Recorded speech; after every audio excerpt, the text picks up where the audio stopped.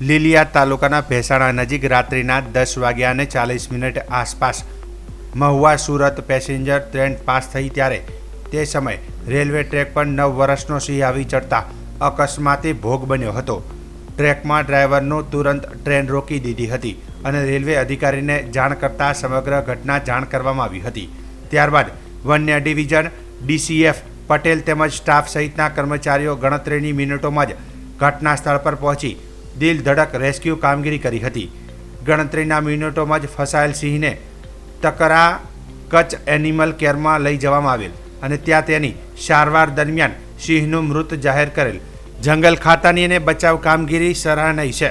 વધુમાં રેલવે દ્વારા સ્પીડમાં ઘટાડો કરવામાં આવે એવી સિંહ પ્રેમીઓ માંગ કરે છે, જેથી સિંહોને ટ્રેક પરથી અવરજવર માટે ટ્રેકર દ્વારા નિગરાની કરવામાં આવે છે।